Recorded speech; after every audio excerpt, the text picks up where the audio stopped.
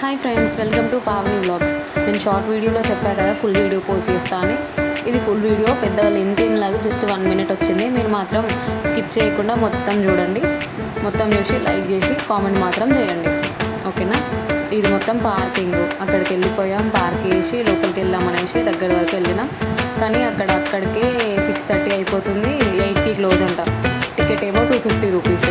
ఇక టికెట్ తీసుకొని లోపలికి వెళ్ళినా కానీ పెద్ద టైం లేదు కదా, ఈ గేమ్ చూస్తాం అనేసి